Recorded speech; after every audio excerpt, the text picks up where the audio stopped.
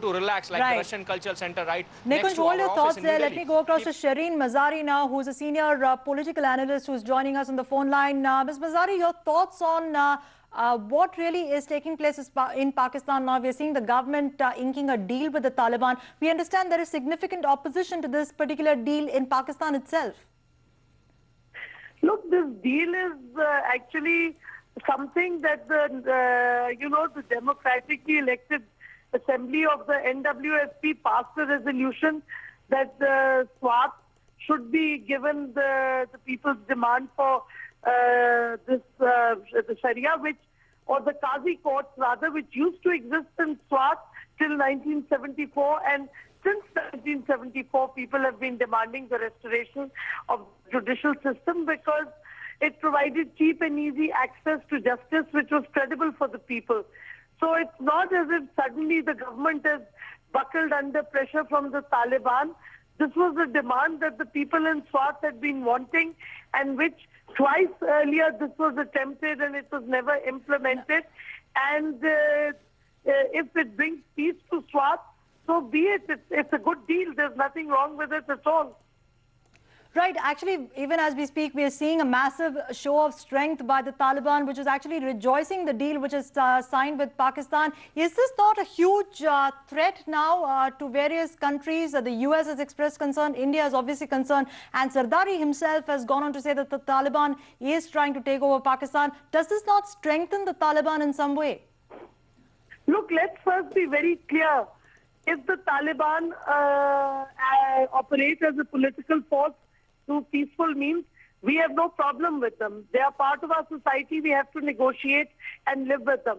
And the fact of the matter is that Mr. Zardari is so scared of the Americans because he's come on the NRO broker deal that every time there is US pressure, he buckles under. I mean, if the Taliban have, the fact of the matter is that the reason that the Taliban, for one, have become more powerful is because A, there was no law and order in this area, and B, because the government is seen constantly to be fighting America's war. So I don't see how, I mean, this is like us saying if the RSS and the BJP come to power, that's a threat to Pakistan. This is ridiculous. If the Taliban, Pakistani Taliban, negotiate with the government, or if they politically use political means to get their view across, there's nothing wrong with it. But the fact of the matter is that this is not a deal with the Taliban as such. This is something that the local people had been demanding. It is a resolution that the Assembly of the NWFP passed, where there is an ANP government, not the Taliban government. But do you think that the Taliban's influence will be limited to this region itself, or do you see the influence of Taliban actually growing? And particularly, what about Zardari's concern that the Taliban is trying to take over Pakistan? Is that a credible threat? No, I think at the moment the biggest threat to Pakistan is Mr. Zardari and his instability and erratic behavior. So it is not the Taliban, and if the Taliban are going to gain strength in other parts of Pakistan, it will be because the government is failing to provide law and order and failing to provide rule of law and cheap and quick justice. This is the problem. There's no social justice. There is no legal justice. But do you see the Taliban now as a solution to all that ails Pakistan in that case? Do you see Taliban as a solution to all that ails Pakistan? I don't see Taliban as a solution.